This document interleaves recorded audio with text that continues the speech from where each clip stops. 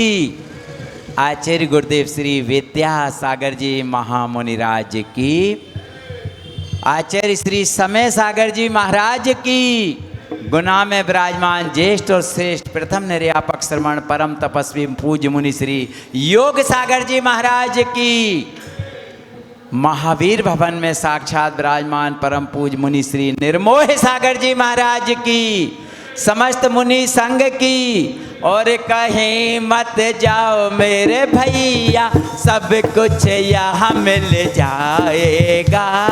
निर्मोह सागर जी की कक्षा सुनने महावीर भवन जो आएगा, हाँ बड़े मंदिर जो आएगा, हाँ जिन मंदिर जो आएगा।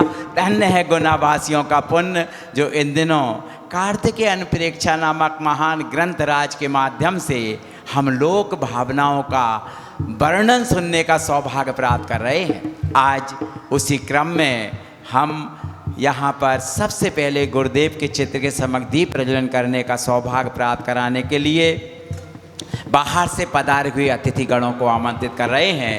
श्री पूज्य मुनि श्री सुमत सागर जी महाराज के गृहस्थ अवस्था के भाई श्री विमल कुमार जी साहब अशोक नगर वाले, सुनील कुमार जी साहब अशोक नगर वाले कृपया पधारें और पधार कर दीप प्रज्वलन करने का सौभाग्य प्राप्त करें। और गुना के गौरव माता जी और महाराजों के परिजन भाई दीपक जी कहाँ गए, निष्कम सागर जी महाराज के गृहस्थ अवस्था के भाई दीपक भैया आएँ और दीपक प्रज्वलित करने का सौभाग्य प्राप्त करें। साथ में शास्त्रमती माता जी की बहन हमारी सीमा जी शास्त्र दान करने का सौभाग्य प्राप्त करें। आइएगा, सबसे पहले श्रीफल अर्पित करें, तत्पश्चात दीप प्रज्वलन करने का सौभाग्य प्राप्त करें। प्रार्थना दिल की बेकार नहीं होगी, ये प्रार्थना दिल की बेकार नहीं होगी, पूरा है भरोसा मेरी हार नहीं होगी।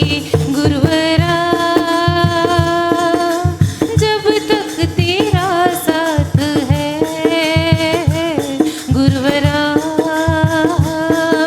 सर पे तेरा हाथ है, गुरुवरा जब तक तेरा साथ है, गुरुवरा सर पे तेरा हाथ है। मैं हार जाऊं ये कभी हो नहीं सकता, बेटा अगर दुख में पिता सो नहीं सकता, बेटे की हार तुम्हें स्वीकार नहीं होगी, बेटे की हार तुम्हें स्वीकार नहीं होगी, पूरा है भरोसा मेरी हार नहीं होगी। गुरुवरा जब तक तेरा साथ है, गुरुवरा सर पे तेरा हाथ है। हमारे अतिथिगण साथ दान करने का भी सौभाग्य जब प्राप्त कर तक रहे हैं। तेरा साथ है, गुरुवरा सर पे तेरा हाथ है, गुरुवरा जब तक तेरा साथ है, गुरुवरा डरने की क्या बात है। बोलो परम पूज्य मुनि श्री निर्मोह सागर जी महाराज की। हमारे समक्ष विराजमान हैं दमोह के ऐसे दीपक जो प्रज्वलित होकर के उन्होंने गुना में ही नहीं पूरे देश में संयम का डंका बजाया है। ऐसे महाराज श्री के चरणों में उपस्थित सभी जन की ओर से नमोस्तु अर्पित करते हुए प्रार्थना करते हैं, अपनी अमृतमय वाणी से हमें सिंचित करने की कृपा करें। नमोस्तु नमोस्तु नमोस्तु। नमोस्तु पौर्वाणिक स्वाध्याय विलयम श्रुत भक्ति कायुसर्गम करूम्यहम्। जय बोलो देवादि देवी खज्जाराट श्री कुंडलपुर के बड़े बाबा की। मूल नायक श्री चिंतामणि पार्श्वनाथ भगवान की। वर्तमान शासन नायक श्री महावीर भगवान की। आचार्य प्रवर श्री कार्तिकेय स्वामी जी महाराज की, परम पूज्य संत श्रोमणी आचार्य गुरुवर श्री विद्यासागर जी महामुनि राज की, वर्तमान परंपराचार्य श्री समय सागर जी महामुनि राज की, ज्येष्ठ श्रेष्ठ निर्यापक श्रमण श्री योग सागर जी महामुनि राज की, 3 कम 9 करोड़ मुनिराजों की, पूज्य मुनि श्री निर्मोह सागर जी महाराज की, मुनि संघ की। कार्तिकेय अनुप्रेक्षा ग्रंथ में इस समय 12 भावनाओं का चिंतन करते हुए लोक भावना का चिंतन चल रहा है और इसमें काफ़ी आप लोगों ने सुना और अभी और सुनना भी है। तो यहाँ पर आचार्य महाराज उन 3 आत्माओं के बारे में बता रहे हैं। तो आत्माएं 3 कौन कौन सी कही हैं? एक बहिरात्मा, एक अंतरात्मा और एक परमात्मा। ऐसी 3 प्रकार की आत्माओं का वर्णन यहाँ पर चल रहा है। और अभी आपने जो बहिरात्माओं के बारे में तो सुन लिया होगा और अंतरात्मा के बारे में विषय चल रहा है। तो कल आपने सुना होगा कि उत्कृष्ट अंतरात्मा का स्वरूप क्या है। तो यहाँ पर आचार्य महाराज कहते हैं कि वह अंतरात्मा किसको कहेंगे? कहना तो जीव को ही पड़ेगा, क्योंकि वही बहिरात्मा हो सकता है, वही अंतरात्मा होगा और वही परमात्मा बनेगा। तो यहाँ पर उत्कृष्ट अंतरात्मा किसको, किस जीव को कह सकते हैं? तो यहाँ पर कल आप लोगों ने सुना होगा कि जो जीव 5 महाव्रतों को, यानी जो महाव्रती हो जाता है और धर्म ध्यान और शुक्ल ध्यान में सदा अपने मन को लगा के रखता है और वह सभी प्रकार के प्रमादों को जीत लेता है, वही कौन कहलाते हैं? उत्कृष्ट अंतरात्मा कहलाते हैं। और बात सही है, क्योंकि 5 महाव्रतों को स्वीकार करना सभी नहीं कर पाते, सभी भाव तो बना लेते हैं। आचार्य महाराज हमेशा कहते हैं कि आप महाव्रतों को स्वीकार अपने जीवन में करें या ना करें, लेकिन हमेशा ऐसी भावना भाना चाहिए कि मैं कब इन महाव्रतों को स्वीकार करूँगा, अपने जीवन में कब स्वीकार करूं, ऐसी भावना तो हमेशा अपने मन में भानी चाहिए। और जैसे अपन कई प्रकार की बातें सोचते रहते हैं, अपने दिमाग में कई प्रकार का फितूल चलता रहता है, तो ये बात सोचने में अपना क्या जा रहा है? कहीं ना कहीं ये बात एक दिन फलीभूत हो जाएगी, भले ही इस भाव में ना हो, लेकिन इस भाव में यदि हम ये भावना भाएंगे तो हमारे परिणामों में विशुद्धि तो आ सकती है। वह भाव हम अपने आप में बना सकते हैं। तो ऐसी भावना प्रतिदिन भाना चाहिए। ऐसे ही जब आहार का समय होता है तो आपको कुछ नहीं करना, आहार देने नहीं जाओ, नहीं जा पा रहे, कोई बात नहीं, लेकिन हम अपने घर में बैठ कर के भी ये भावना तो भा सकते हैं कि भगवान 3 कम 9 करोड़ मुनिराजों की आहारचर्या अच्छे से हो, उनको जो आहार हम दे रहे हैं या जो ले रहे हैं वह आहार ही उनको औषधि का काम करे। तो इस अनुमोदना करने मात्र से भी अपना इतना पुण्य बढ़ सकता है, इतनी असंख्यात गुणी निर्जरा मात्र हम इस भावना को भा करके भी कर सकते हैं। कोई ये ना समझे कि हम आहार नहीं दे पा रहे, कोई रोगी है, कोई चल नहीं पा रहा, कोई किसी कारणवश से आहार नहीं दे पा रहा है, तो वह व्यक्ति अपने जीवन में वहाँ पर बैठा बैठा भी आहारचर्या के समय पर यदि ये भावना कर लेता है तो उसका भी कल्याण हो सकता है। देखो आचार्यों ने कितना सरल रूप में आपको बताया। ऐसे ही यहाँ पर कह रहे हैं कि जो 5 महाव्रतों को जिसने स्वीकार कर लिया है, इंद्रियों को अपने बस में कर लिया है और जो सदा ध्यान में लीन रहते हैं, सदा अपनी चर्या में निज आत्म स्वरूप में लीन रहने का प्रयास करते हैं और जिन्होंने अपने जीवन से 15 प्रकार के जो प्रमाद बताए गए हैं उसमें भी अपनी उन प्रमादों को जीत करके सबसे पहले उन्होंने किसको महत्व दिया कि हमारे जो आवश्यक हैं वो पहले होना चाहिए, फिर उसके बाद हम कोई भी प्रमाद की प्रवृत्ति लाएंगे।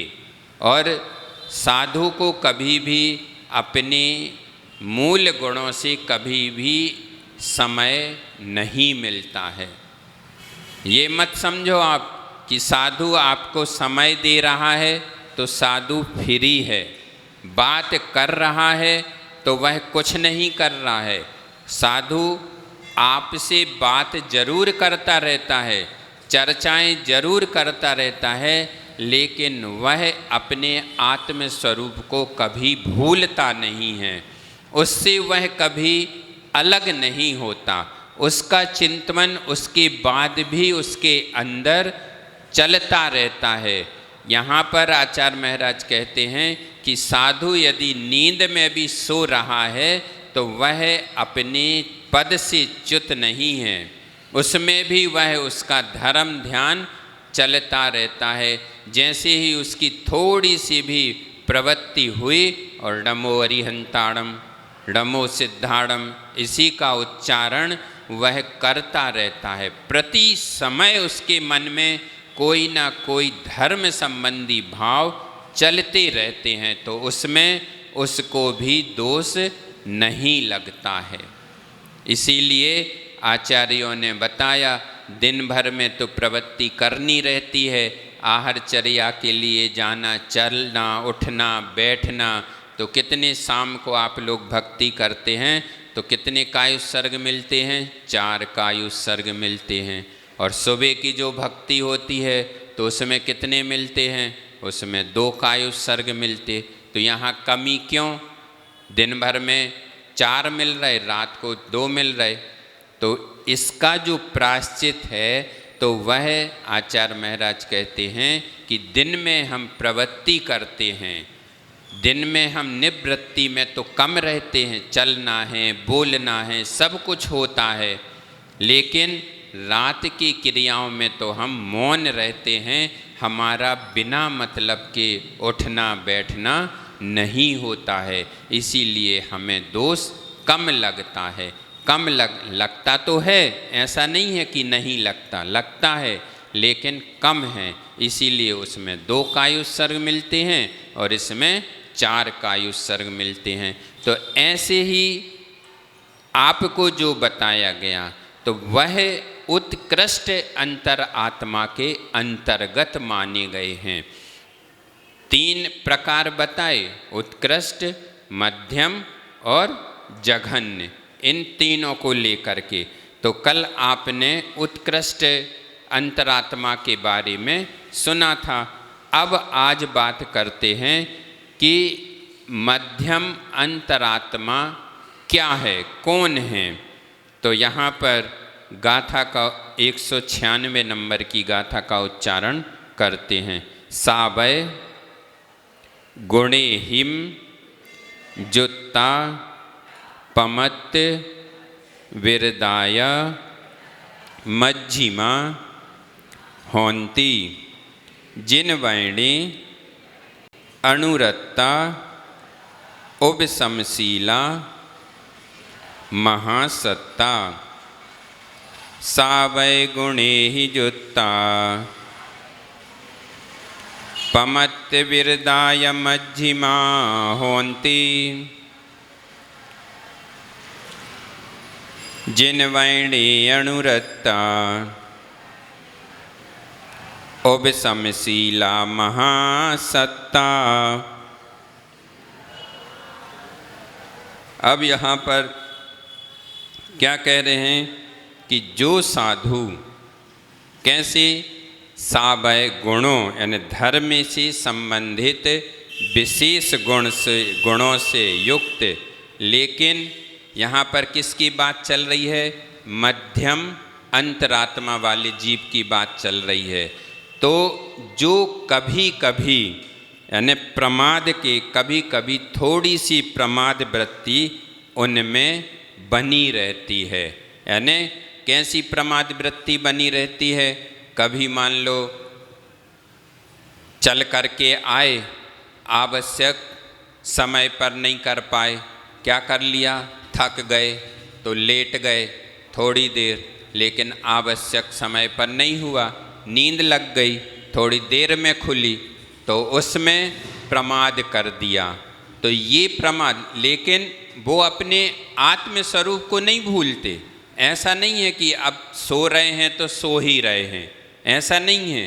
विचार उसके मन में क्या चलता रहता है कि अभी हमें सामायिक भी करनी है, भले ही वह लेटा है, लेकिन मन में भाव यही चलता रहता कि सामायिक कभी करनी है। लेकिन उसके कारण थोड़ा सा प्रमाद आ जाता है।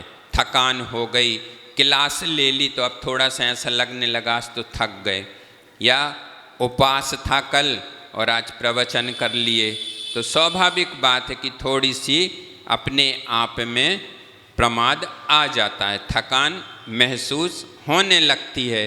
तो इस कारण से जो अपनी चर्या में दोष यानी प्रमाद कर जाते हैं, वे साधु कैसे हैं?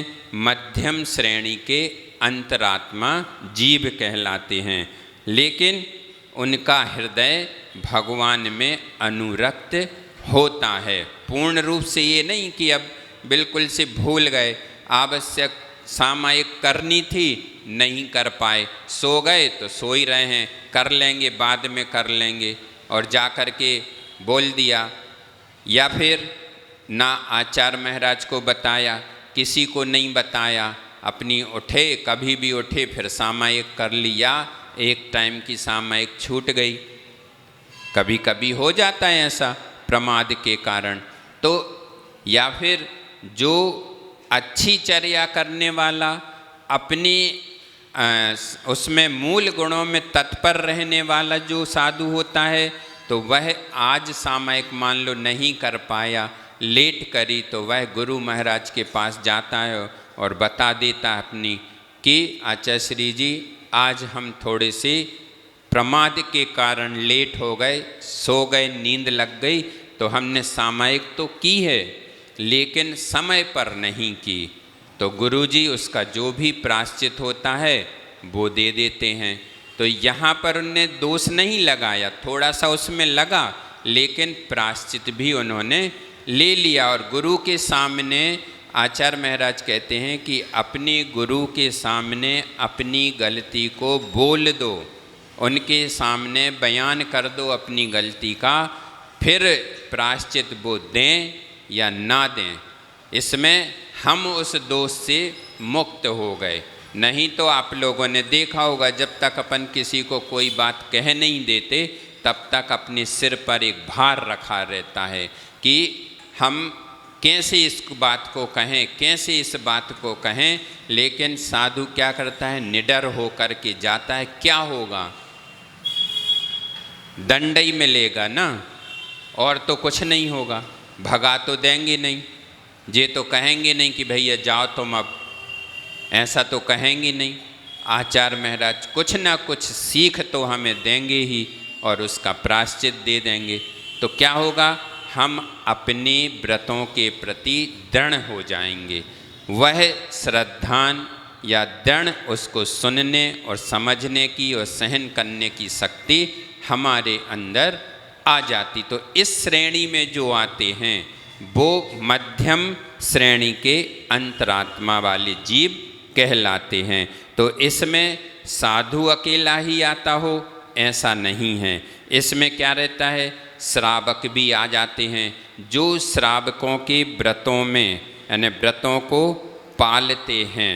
यानी जो गृहस्थ है वो भी छोटे छोटे से महाव्रती नहीं बना, कोई बात नहीं, लेकिन उसने अपने जीवन में अपने आप का कल्याण करने के लिए यदि अणुव्रतों को भी स्वीकार कर लिया है तो कल्याण उसका भी हो जाएगा, पक्का है ये तो।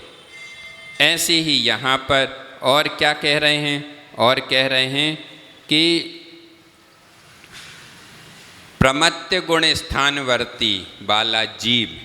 तो प्रमत्य गुण स्थानवर्ती वाला जीव कौन होता है, साधु होता है, क्योंकि जो छठवें गुण स्थान में रहता है वह साधुचर्या ही करता है। तो ऐसे वो भी उनमें भी मध्यम अंतरात्मा वाले होते हैं।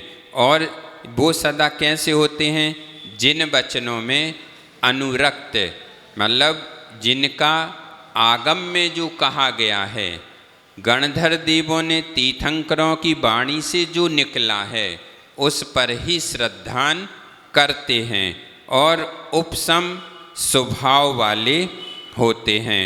उपसम स्वभाव वाले मतलब कैसे होते हैं, जो अपने अंदर कसायों को दबा करके रखते हैं। यानी गुस्सा आने पर भी क्या करेंगे, नहीं, हमें गुस्सा नहीं करना है। गुस्सा तो आ रहा है लेकिन व्यक्त भी नहीं कर रहे। सामने वाले को देख करके हमें क्रोध बहुत तेज आ गया, लेकिन हमने कहा नहीं, आ गया कोई बात नहीं, लेकिन हमें अपनी गुस्सा को व्यक्त नहीं करना। तो वहाँ पर हमने कैसे कर लिए, परिणामों को यानी जो क्रोध का भाव था उसको दबा दिया वहीं के वहीं। तो ऐसे स्वभाव वाले तो इसके अंतर्गत आ जाते हैं जो 12 व्रतों को स्वीकार करते हैं, अपने जो श्रावक हैं, है ना, जो 11 प्रतिमाओं का निर्दोष पूर्ण पालन करते हैं। भले ही पूर्ण 11 प्रतिमा तक नहीं पहुंच पा रहा, लेकिन धीरे धीरे क्रम से एक एक प्रतिमा को बढ़ा करके वह अपनी गाड़ी को आगे बढ़ाता चला जाता है। और पंचम गुण स्थान वर्ती देशव्रती श्रावक है ना, तो वह जो अणुव्रतों को स्वीकार करता है तो वह पंचम गुण स्थान, क्योंकि उसके अंदर संयम और असंयमा संयम गुण स्थान तो हो ही जाता है। लेकिन छठवां मतलब जो प्रमत्य गुण स्थान वर्ती साधु होता है तो वह कैसा रहता है, तो वह अपने व्रतों में कोशिश करता है। यानी जिन्होंने भगवान के द्वारा जिनेंद्र देव के द्वारा जो कहे गए 6 द्रव्यों को, 5 अस्तिकायों को और 7 तत्वों को और 9 पदार्थों में क्या करते हैं, श्रद्धान रखते हैं। उसमें अपने भावों के द्वारा वो किसी भी प्रकार से विचलित नहीं होते। जो है सो है, यानी जिसको स्वीकार कर लिया, यथाजात रूप है तो है। मतलब ये नहीं है कि मुनि ऐसे होते होंगे या ऐसे कर, शंका नहीं करता हो, कहने का मतलब ये है, यानी विचलित नहीं होता। तो 9 पदार्थ, 5 अस्तिकाएँ, 7 तत्व, ये सभी आपको जानकारी में हैं। और उनमें क्या करता है, जो अभी आपको बताया कि वह अपने अंदर से क्या कर देता है, अनंतानुबंधी क्रोधमान माया को भी अलग कर देता है। अप्रत्याख्यान क्रोधमान माया लोक को भी अपने अंदर से अलग कर देता है, प्रत्याख्यान से भी छूट जाता है। यानी इन कसायों के द्वारा। और संजुलन कसाई कैसी रहती है, रहती तो है छठवें गुण स्थान वर्ती है, कसाय तो उसके अंदर है, लेकिन उस कसाय का उदय तीव्रता पर नहीं है। कैसा है? मंदोदय हो गया, मतलब मंद है। कसाय को उसने क्या करके रखा है? उपशम स्वभाव वाली जो कहा है, यानी दबा करके रखा है। उसको कभी आ भी जाती, मान लो आपके मन में आ जाता कि महाराज जी आप लोग तो जोर से भी बोल देते हैं, चिल्ला भी देते, कभी कभी कुछ भी शब्द आपके मुख से निकल जाता है, निकलता है, आपका कहना गलत नहीं है, हम मान रहे आपकी बात, हो जाता है, लेकिन आप तो वहाँ से वापस चले जाते हो, आपको बाकी की क्रियाएं पता नहीं चलती। क्यों? क्योंकि यदि जो साधु है, साधु जिसके अंदर संजुलन कसाय मंदोदय में है, तो वह उसका जाकर के प्रायश्चित भी कर लेता कि हमने ये गलत कर दिया। और दूसरी बार आने पर, सबकी बात नहीं कर रहा हूँ, कुछ ऐसे भी होते कि वह व्यक्ति जिसको डांट दिया था वह सामने आ गया या बुला करके उससे क्या करता है? क्षमा भी याचना भी कर लेता है कि भैया हमसे भूल हो गई कि हमने आपको कुछ क्रोध में आकर के ऐसा कह दिया था, पर हमारा भाव ऐसा नहीं था, आपको बुरा लग गया तो ठीक है, हम वो बात अपनी वापस ले लेते हैं, या क्षमा याचना वह कर लेता है। तो ऐसे वह अपनी कसाय को मंद करता रहता है। तीव्रता पर आएगी क्योंकि काल का प्रभाव भी रहता है, और सभी आप लोगों के बीच में रहते हैं, तो हर प्रकार की, पहले क्यों नहीं होता था ये सब? तो पहले क्या रहता था कि आहार करने के लिए आपके घर पर आए और उसके बाद हम जंगल में चले गए, तो अब हमें वहाँ कौन मिलना है? दिन भर किस पर क्रोध करेंगे हम? किसी पर नहीं करेंगे, कोई मिल ही नहीं पाएगा। और वर्तमान में देखें, चूँकि अब मजबूरी में भवनों में रहना पड़ता है, तो कई प्रकार के दोष लगते रहते, कुछ बोला कुछ कहा, नहीं हुआ तो क्रोध आ ही जाता है। लेकिन साधु अपने जीवन में उन कसायों को भी मंद कर रखता है और प्रायश्चित आदि लेकर के भी उनसे अपने आप को दूर कर लेता है। तो ऐसे यह अंतरात्मा जो मध्यम वाला है, और वह इतने उपसर्ग और परिसय होने के बाद भी वह अपने मुख से उफ नहीं करता। दूसरे के उपसर्गों को सुन लेगा और दूर करने का प्रयास भी कर देगा, लेकिन जब स्वयं के ऊपर होगा तो वह किसी से कहने नहीं जाएगा कि हमारे ऊपर ये उपसर्ग हो रहा है या होने वाला है, आप इसको दूर कर दो।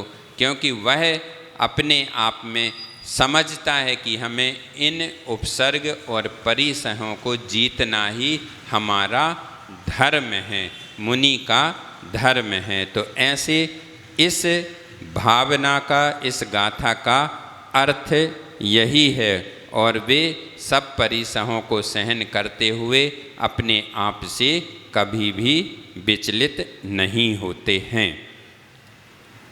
वैसे तो सभी लोगों को समझ में अच्छे से आ ही गई होगी, तो एक छोटी सी कहानी के माध्यम से और बता देते हैं कि जैसे एक साधु को स्वाध्याय में बहुत आस्था थी, और स्वाध्याय कराना और स्वाध्याय करने में वह बहुत रुचि रखते थे, लेकिन उनमें ये कमी थी। कैसी कमी थी? कमी वह थी कि जब भी कभी आहार संबंधी कोई बात आती तो वह अपने आप को रोक नहीं पाते थे। यानी उनकी प्रवृत्ति में, यानी आहार की प्रवृत्ति में विशेष रुचि रहती थी, लेकिन पद से च्युत नहीं थे। ऐसा नहीं था कि खूब दोष लगा रहे हों अपने आप में। कभी क्या हो जाता था, किसी से कह देना कि हमें ये वाली औषधि ला देना, हमें ऐसा कर देना, या कभी बातों बातों में बता देना कि ये हम घर में ऐसा करते थे, हम घर में वैसा करते थे। तो श्रावक समझदार होता है, कोई कोई श्रावक समझ लेता कि महाराज जी कहना क्या चाह रहे, तो वह इनकी वैसी व्यवस्था कर देता है। तो वह क्या करते थे, ऐसी ही उनकी रुचि थी, लेकिन स्वाध्याय में कभी अपने मूल गुणों में दोष नहीं लगाना, अपनी चर्या का बिल्कुल निर्दोष रूप से पालन करना। लेकिन बस इतनी सी कमी के कारण वह कैसे हो जाती, मध्यम श्रेणी में आ गए कि हमारा मन थोड़ा सा विचलित हो रहा है। और विचलित होना स्वाभाविक बात है, क्योंकि इंसान तो आप भी हो और इंसान हम भी हैं। भले ही थोड़े से उठ कर के ऊपर बैठ गए, लेकिन निकले आए तो आप लोगों के बीच में से ही हैं। 30 साल 35 साल घर में रहे, 35 साल घर में रह करने के बाद संस्कार तो ज़्यादा वहीं के पड़े ना, संस्कार तो वही रहेंगे, एकदम से संस्कार कभी जाते नहीं हैं। तो ऐसी प्रमाद करके हम अपने आप में क्या करते हैं, दोष लगा देते हैं। आचार्य श्री हमेशा कहते हैं कि ये ऐसा मार्ग है जिसमें आपको पेपर स्वयं देना है, खुद को ही पेपर बनाना है, खुद को ही पेपर देना है, खुद को ही जांचना है और खुद को ही नंबर लेना है। अब यदि उसमें जितनी बदमाशी आप कर लो तो कर लो, इसमें दोष किसका है, नंबर तो आप ही के गिर रहे। भले ही वहाँ पर हमने 10 के 15 नंबर कर दिए, लेकिन ऊपर से तो माफ़ नहीं है, वहाँ तो आपको क्या हो रहा है, नीचे ही जा रहे हैं। आपका माप कैसा हो रहा है, नीचे की ओर ही जा रहा है। तो हमें जांचना, इसमें देखो हमें शिष्य भी बनना है और पेपर भी देना है शिष्य बन करके, और टीचर भी फिर हम ही को बनना है और प्रिंसिपल भी हम ही को बनना है, फर्स्ट क्लास आना है तो भी हम ही को ही आना है। तो इसमें हमें अपनी जांच स्वयं करनी है, और जो जांच हम स्वयं करेंगे वह जांच यदि हमने गलत कर दी, भेदभाव कर लिया, तो उसमें हमारा ही नुकसान है। और यदि हमने उसका सही सही आकलन कर लिया तो आगे हमारा ही फायदा होने वाला है। ऐसा पेपर है ये। तो आचार्य महाराज कहते हैं कि पेपर 2 कभी टफ भी रहेगा और कभी बहुत इजी भी रहेगा, लेकिन अपने अंक को मत भूलो। 33 नंबर तो आपको ले कर के आना ही है, 32 नहीं चाहिए और हमें 90 भी नहीं चाहिए, लेकिन 33 नंबर तो हमें चाहिए ही हैं। पास तो होना ही है। यदि पास हो गए, 33 भी आ गए, तो समझ लेना कि तुम्हारी गाड़ी चल गई, और 32 आ गए तो समझ लेना कि गाड़ी अभी फेल है। ऐसा है। तो ऐसे ही वह साधु मात्र कितने के पीछे, उतनी सी भावना के पीछे अपने आत्म संयम को थोड़ा सा लेवल नीचे कर लेते हैं, तो वह मध्यम श्रेणी की अंतरात्मा के अंतर्गत गिने जाने लगते हैं। तो हमें ऐसा नहीं करना, लेकिन उनका स्वाध्याय है, स्वाध्याय के प्रति रुचि होना, ये सबसे बड़ी क्या है, बेनिफिट वाली बात है कि हम अपने पद से च्युत नहीं होंगे। अपने व्रतों को हम अपने दिमाग में और ध्यान में रखते हैं।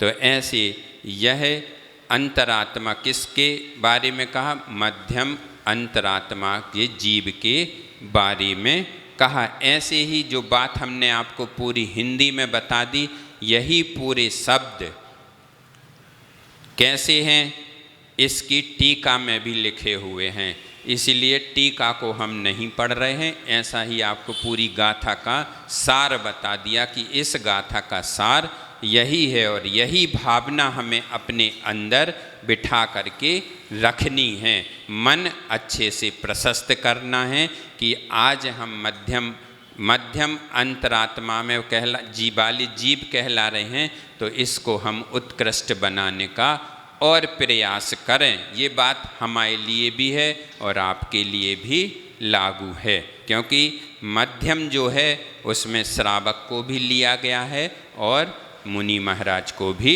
लिया गया है। अब आगे की गाथा जो है, अब कहते हैं कि जघन्य अंतरात्मा वाले कौन से जीव होते हैं, वो कैसे होते हैं, तो उसके बारे में कहते हैं। आविर्य सम्मादिट्ठी हौंती जहन्ना जिनिंद पये भत्ता अपाड़म निंदिता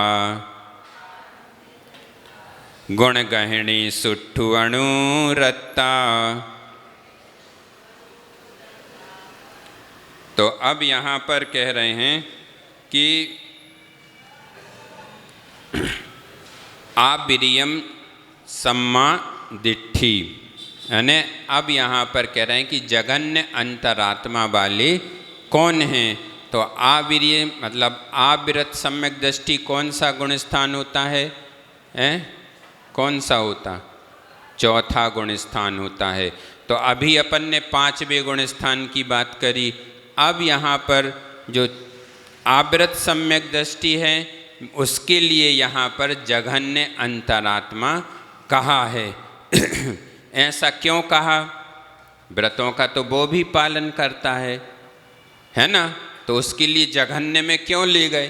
तो क्या है कि उसका विश्वास तो है व्रतों के प्रति, धर्म के प्रति, साधुओं के प्रति विश्वास तो है उसका, लेकिन अभी उसमें स्थिरता नहीं है। अभी वह कैसा है, विचलित है। कभी इन साधु पर भी विश्वास कर लेगा, तो कभी अन्य जैनेतरों पर भी विश्वास कर लेगा। कभी उसके मन में ये भाव आ जाएंगे कि अरे यहाँ जो कहा है वो तो सही है, लेकिन यहाँ ऐसा कह रहे हैं, उनने तो कल ऐसा बताया था, अब हम किस पर विश्वास करके चलें। इसीलिए उसको आव्रत सम्यक दृष्टि की क्या कही गई, उपमा दी गई है। तो ऐसे ही वे जिन भगवान के चरण भक्त होते हैं अपनी निंदा करते रहते हैं और गुणों को ग्रहण करने में बड़े अनुरागी होते हैं, लेकिन किसमें से पीछे हटते हैं तो थोड़ा सा उनका मन विचलित हो जाता है। मात्र इतने के कारण वो अविरत सम्यक दृष्टि कहलाते हैं। यानी जो अविरत होते हुए, यानी व्रत जिनने स्वीकार नहीं किए हैं, सम्यक दृष्टि से युक्त हैं, वे जिनेंद्र भगवान के वचनों में श्रद्धालु होकर अपनी आत्मा का कल्याण करते हैं। जैसे कई लोग, आप लोगों ने देखा होगा कि भगवान पर विश्वास तो कर रहे हैं, लेकिन उनसे अपन कहो कि भैया थोड़ा सा संयम भी अपने जीवन में ग्रहण कर लो, थोड़े से व्रतों को कुछ कुछ आप व्रत कर लिया करो, कभी कभी कर लिया करो, प्रतिदिन नहीं करना, कभी कभी कर लिया करो। तो उनका क्या रहता है जवाब? उनका जवाब यही रहता, भैया हम तो जैसे हैं वैसे ही ठीक हैं, हमें सलाह नहीं दो, ना हमसे कुछ इस बारे में बोलो। क्या होता है, वो किस पर छोड़ देते हैं? जब होना होगा सो हो जाएगा, जब समय आएगा तो हम कर लेंगे, आपको बताने की ज़रूरत नहीं है। उस व्यक्ति को, उस जीव को आव्रत सम्यक दृष्टि की उपमा दी गई है। लेकिन वह कहता है कि हमारा विश्वास भगवान से कम नहीं है, भगवान तो हमारे मन में बसे, गुरुओं के प्रति हमारा सिद्धांत कम नहीं है, लेकिन व्रतों को स्वीकार नहीं कर पाता। यदि देख के चलें तो राजा श्रेणिक था, चूँकि उसको नरक आयु का बंध था, लेकिन छायक सम्यक दृष्टि होने के बाद भी उसने अपने जीवन में व्रतों को स्वीकार नहीं किया, वो व्रती नहीं बना। यदि व्रती बन जाता तो फिर आत्महत्या क्यों करता? कर ही नहीं सकता, भाव ही नहीं होते। लेकिन उसके साथ तो एक वो थी कि उसने क्या किया था, नरक गति का बंध किया था, इसीलिए उसके भाव कैसे होते हैं, जो आचार्य महाराज कहते हैं, जिसको नरक गति का बंध मान लो हो गया, उस व्यक्ति के भाव कभी भी संयमी बनने के तो होंगे ही नहीं। भले ही वह धर्म पर कितना भी विश्वास कर ले, लेकिन वह व्रतों को स्वीकार नहीं करेगा, कभी महाव्रती तो बनेगा ही नहीं। अणुव्रतों को भी अपने जीवन में स्वीकार नहीं कर पाता, जो नरक का बंद करके बैठा है। तो इसीलिए यहाँ पर भी यही बात कही जा रही है कि जो चौथे गुण स्थानवर्ती जीव है वह जघन्य अंतरात्मा के अंतर्गत है। और क्या कह रहे हैं, वह व्यक्ति जो चौथे गुण स्थानवर्ती आवृत सम्यक दृष्टि जीव है, उसको क्या होगा, व्रतियों को देख करके गुणसु प्रमोदम, उसके मन में अच्छी भावनाएं तो आती रहेंगी, आएंगी, उनके प्रति क्या होगा, बहुत अच्छे उनके गुणगान भी करेगा, लेकिन व्रती नहीं बनेगा। बस इतनी सी कमी रहती है उसके अंदर। तो ऐसे और बोलेगा, जो भी बात कहेगा तो बड़े अच्छी अच्छी बात कहेगा। गुणी जनों के बड़े प्रेमी होते हैं ये। अपन लोग पढ़ते न, सत्वेषु मैत्तिम गुणसु प्रमोदम क्लिष्टेषु जीवेषु कृपा परत्वम माध्यस्थ भावम विपरीत वृत्तौ सदा ममात्मा विदिधातु दैव। तो ऐसे ही उसके अंदर अच्छी सबकी सब कुछ रहेगा, मध्यस्थ रहेगा, सब कुछ रहेगा, लेकिन क्या करेगा, संयम को ग्रहण नहीं करेगा। और जो 12वें गुण स्थानवर्ती जीव क्षीण कषाय वाला होता है, वो कैसा होता है, वो तो जब 12वें गुण स्थान में पहुंच गया तो उत्कृष्ट ही होगा, जघन्य तो हो नहीं सकता, क्योंकि जघन्य होता तो इतनी ऊपर पहुंचता कैसे। तो वह कैसे है। और मध्यम अंतरात्मा वाला कैसा होता है, वह 5 में से ऊपर नहीं जाता। 5 में से ऊपर जाएगा तो व्रती बन जाएगा, व्रती तो बनता है वो, लेकिन क्या होगा, मुनि महाराज बन जाएगा। आरिका के व्रत ग्रहण, लेकिन उसके 6वें गुण स्थान नहीं होता, उपचार से उनको महाव्रती कहा जाता है, लेकिन संयम तो उसके जीवन में आ ही जाता है, उत्कृष्ट संयम को वह पालन करने लगते हैं। तो ऐसे ही वह जिनेंद्र भगवान की भक्ति करने में, निर्ग्रंथ गुरुओं को देख करके उनकी भक्ति करने में कैसा होता है, सदा तत्पर रहता है। और क्या करते हैं, अपनी मंदिर में आएगा, भगवान के पास बैठेगा तो अपनी निंदा करता रहेगा। निंदा करने से मतलब प्रतिक्रमण करता रहेगा, प्रायश्चित करता रहेगा। कोई गलती हो गई तो उस गलती को वह स्वीकार कर लेता कि हमसे ऐसी गलती हो गई, ऐसी ऐसी हमसे चूक हो गई। तो ये किसके अंतर्गत होते हैं, तो ये आवृत सम्यक दृष्टि जो होता है, क्योंकि उनके अंदर जो रहता है चारित्र मोहिनी कर्म का बहुत तीव्र उदय होता है, इसीलिए वह व्रत को धारण नहीं कर पाता है। अपने आप को, जैसे अपन किसी से कहते हैं ना कि भैया व्रत ले लो, ये कर लो, अरे यार अभी तो हमारी शक्ति नहीं है, हम नहीं कर पाएंगे, हमारी तो हिम्मत ही नहीं होती। जैसे कभी कभी क्या होता है कि लोगों के भाव तो बनते रहते कि हम महाव्रतों को स्वीकार कर लें, लेकिन सोचते भर हैं, ग्रहण नहीं कर पाते, और ऐसे करते करते उनका जीवन भी समाप्त हो जाता है। लेकिन क्या करते हैं, वह संयमी, पूर्ण रूप से संयमी नहीं बन पाते, महाव्रती नहीं बन पाते। तो ऐसे ही इस तरह से ये आत्मा के आपको 3 भेद बताए गए, और इनके बारे में आपको कहा गया कि यह 7वें गुण स्थान से लगाकर 12वें गुण स्थान वाला कैसा है, उत्कृष्ट है, 5वें गुण स्थान वाला मध्यम है, और 4थे गुण स्थान वाला कैसा है, जघन्य है ना।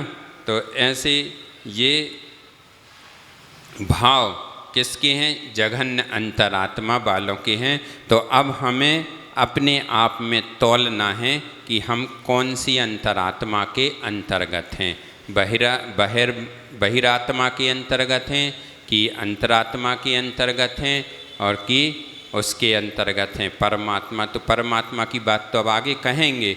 अब आगे की गाथा जो है वह कह रहे हैं अथ परमात्मानम लक्ष्यति। अब कहते हैं कि परमात्मा का स्वरूप क्या होता है।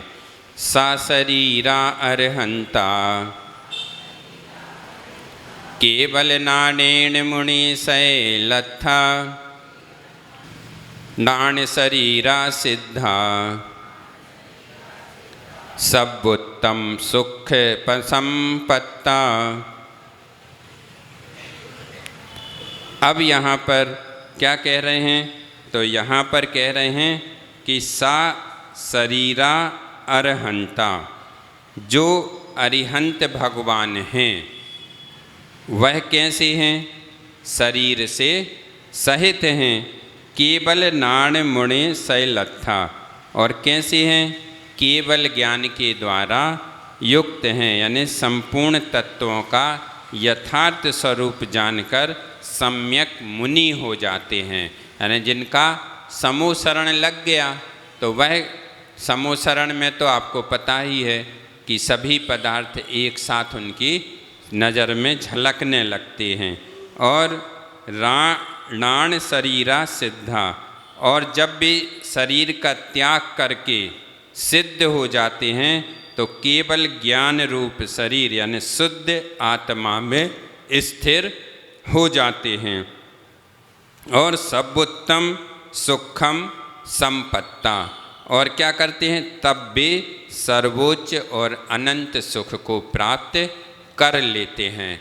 तो सही परमात्मा कौन कहलाते हैं, वही कहलाते हैं जिन्होंने क्या कर लिया, सिद्धत्व को प्राप्त कर लिया और कहाँ पर, लोक के अग्र शिखर पर जाकर के विराजमान हो गए। यानी अरिहंत भगवान जीवित अवस्था में केवल ज्ञान पा करके सब तत्वों को जान लेते हैं, और जब उनका शरीर समाप्त होता है तो वे सिद्ध होकर केवल आत्म स्वरूप में स्थित हो जाते हैं, जहाँ उन्हें अनंत अखंड और परम सुख की प्राप्ति होती है। तो वही जीव क्या कहलाते हैं, वे ही परमात्मा कहलाते हैं, है ना। कि जैसे मान लो उदाहरण के लिए पर अपन समझें कि कोई व्यक्ति परीक्षा की तैयारी कर रहा है, और जब पढ़ाई करते करते करते करते उसके पूरे विषय तैयार हो जाते हैं, यानी पूर्ण रूप से ज्ञान प्राप्त कर लेता है, तो उसकी स्थिति कैसी हो जाती है, अरिहंतों के जैसी हो जाती है। क्योंकि उसने जो विषय तैयार किया है, जो मान लो 5 सब्जेक्ट थे और 5 सब्जेक्टों को उसने ऐसा तैयार कर लिया कि वह कैसे करता है, कहीं से भी कहीं का पूछ लो। जैसे आचार्य महाराज थे, आप कोई भी ग्रंथ उठा करके पूछ लो तो वह गाथा नंबर लेकर के, टीका का नंबर बता करके, पेज नंबर तक बता देंगे कि इस ग्रंथ में जा कर के इस पेज पर इस गाथा में जा कर के आप पढ़ लेना। और यहाँ तक कि आचार्य महाराज तो इतना बता देते थे कि टीका की 3री लाइन में कि 4थी लाइन में ये वर्ड्स लिखे हैं, इतना तक गुरुजी बताते थे। और सेम बिल्कुल कभी अपन को जांच करनी हो तो देख लो, तो वही जैसा उनने बोला है उतने ही नंबर पर, उतने ही पेज पर, उतनी ही नंबर की गाथा में और उतने ही पैराग्राफ की लाइन छोड़ कर के टीका की उस नंबर पर वही शब्द बिल्कुल ऐसे मिलेंगे जैसे उनने प्रिंट कर दिए हों या उनके अंदर प्रिंट हो गए हों। तो ये अवस्था में यहाँ पर किसकी उपमा दी जा रही, तो ये अरिहंतों की जैसी स्थिति है। क्योंकि अरिहंत यानी जो केवल ज्ञान जिनको हो गया है, उनके दिमाग में तो सब कुछ चल रहा है, घूम रहा है रील के जैसे। जैसे आप लोग वो पहले चलता था ना, एक वो देखते थे जिसमें रील घुमाई जाती थी, आँख लगा करके आप देखो और फिर रील एक कोई घुमाता चला जाता था। तो ऐसे ही सब उसमें जो भी हैं, बड़े बाबा हैं, पारसनाथ भगवान है, शिखर जी है, पूरे सिद्ध क्षेत्रों के दर्शन कराते कराते वो रील कैसी होती है, घूमती चली जाती है, कोई घुमाता रहता है और अपन उसमें मंजे से देखते रहते और अपन को आनंद आता रहता है। अपन बच्चा हो तो वो क्या समझता, अरे ये तो बड़ा चमत्कार है, इसमें तो सब दिख रहा, अपने आप दिख रहा है। तो ऐसी ही स्थिति किसकी होती है, अरिहंत भगवान की होती है।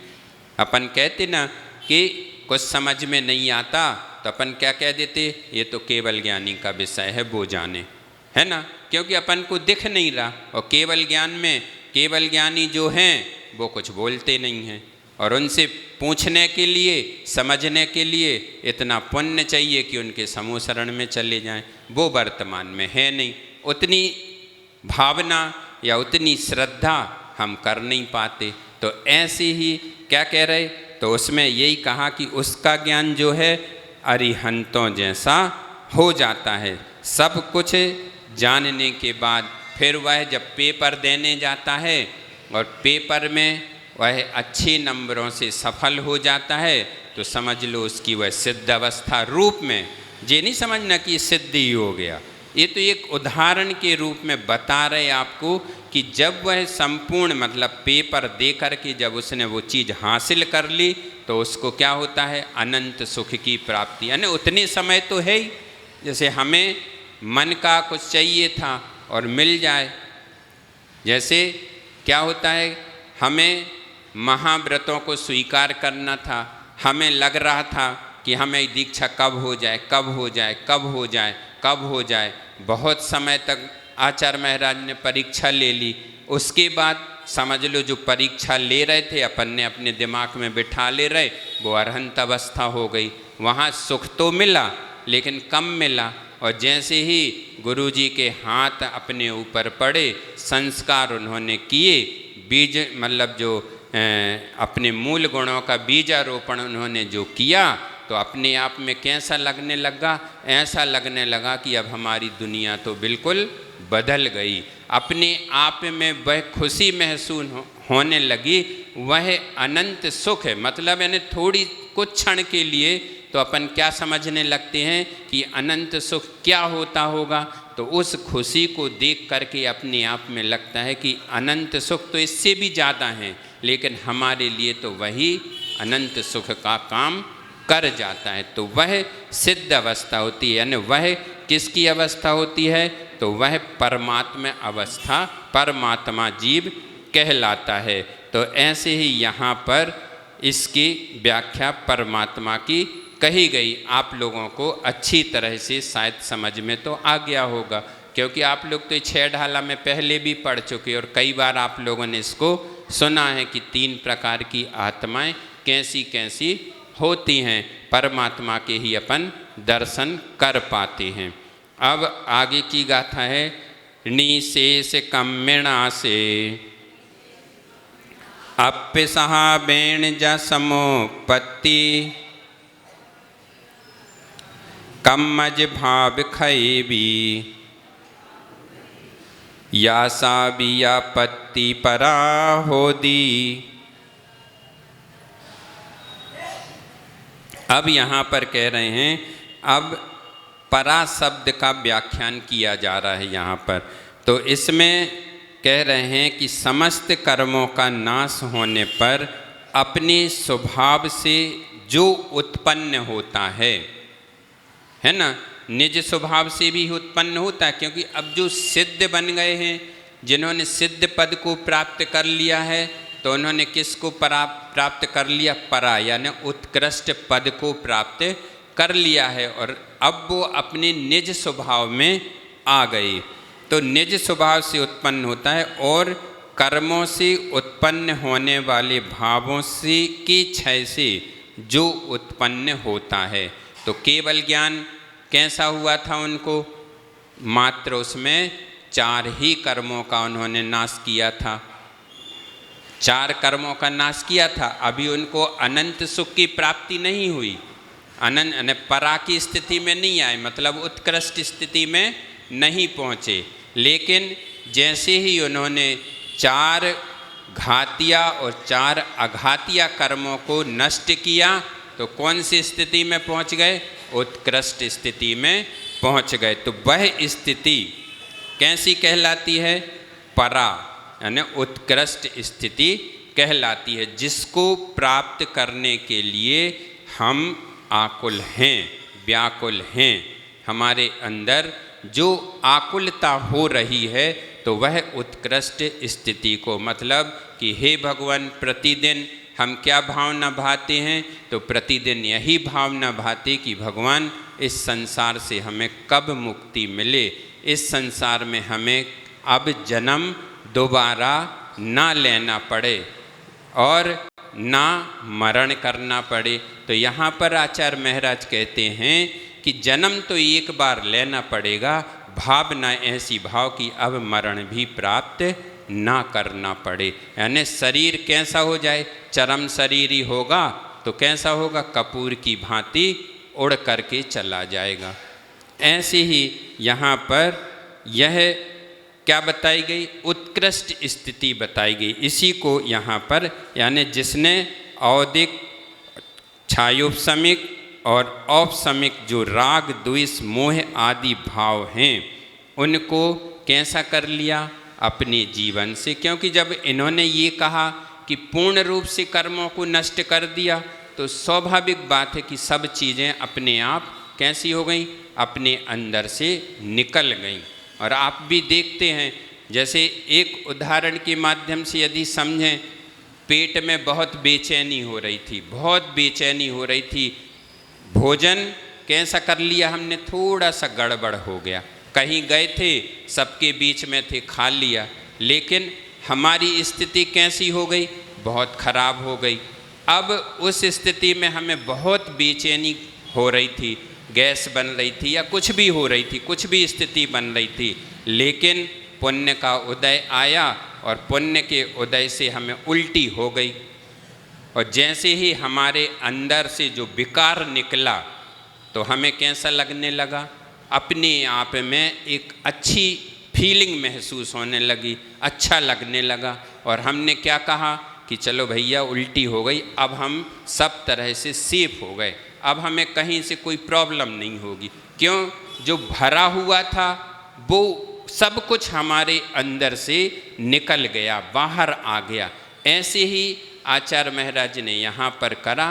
परा की स्थिति क्या है, तो वह परा की वह स्थिति है कि जो हमारी आत्मा अनादिकाल से इन कर्मों के द्वारा बंधी हुई थी, उन कर्मों का हमने क्या कर दिया, बमन कर दिया। बमन कर दिया मतलब क्षय कर दिया। उसको जो हमारी आत्मा से बंधे हुए थे उन कर्मों को हमने छोड़ दिया और उस उत्कृष्ट पद को हमने प्राप्त कर लिया, जहाँ से अब हमें कभी भी वापस नहीं आना है। जैसे हमने सोच लिया कि अब हम आगे से ऐसा नहीं खाएंगे, हम थोड़ी व्यवस्थित अपनी चर्या को रहेंगे, तो क्या होगा, उस रोग से हम हमेशा के लिए मुक्त हो जाएंगे। ऐसे ही वह सिद्ध जीव उस उत्कृष्ट स्थिति तक पहुँचने के लिए अपने कर्मों से मुक्त हो जाता है। और जैसे ही वह मुक्त होता है, सिद्ध अवस्था को प्राप्त करता है, तो वह अपना कल्याण कर लेता है। उस उत्कृष्ट स्थिति को, जिस स्थिति को या जिस भावों को लेकर उसने अपने घर का त्याग किया था, उसने सब कुछ छोड़ा था, उस पद को जब वह प्राप्त कर लेता है तो स्वाभाविक बात है कि हमारे अंदर एक अनंत सुख की, अव्ययवाद सुख वो हमें प्राप्त हो जाता है। क्योंकि वर्तमान में अपन देखते ही हैं, अपने जीवन में घटा लो, अच्छा काम हो गया तो दिन भर हमारे चेहरे पर खुशी बनी रहती है, अलग दिखती रहती है। जैसे आप लोग कहते हैं कि नहाने के बाल और खाने के गाल कैसे दिखते हैं, अलग ही दिखते हैं। जिसने नहा के आ गया उस व्यक्ति अलग ही दिखेगा, बाल अलग दिखेंगे, और जो खा के आ गया तो उसके चेहरे पर कैसी रहेगी, हमेशा खुशी ही बनी रहेगी। तो यही बात यहाँ पर आचार्य महाराज कह रहे कि उन्होंने तो जो जीव सिद्ध बन गया है तो उनकी स्थिति वैसे ही हो गई कि अब तो वह कभी भी चेहरे पर क्या होनी है, झुर्रियाँ आनी ही नहीं हैं, और वैसे भी नहीं आती उनके चेहरे पर। तो ऐसे ही कहने का तात्पर्य यह है कि इन गाथाओं के माध्यम से हमें उस उत्कृष्ट स्थिति तक पहुँचना है। तीनों आत्माओं को यानी बहिरात्मा, अंतरात्मा और परमात्मा को समझ करके तीनों को निर्णय निकाल करके हमें अपनी स्थिति उत्कृष्ट बनानी है। और उत्कृष्ट से उत्कृष्ट स्थिति बन गई तो समझ लेना कि हमारा कल्याण हो गया, अब हम कभी भी जन्म लेने वाले नहीं हैं। इसी भावना के साथ बोलिए आचार्य गुरुवर श्री विद्यासागर जी महामुनिराज की बोधि समाधि परिणाम शुद्धि स्वात्मोपलब्धि शिव सौख्य सिद्धि चिंतामणिम चिंतित वस्तुदानी त्वां बंद मानस ममास्तु देवी।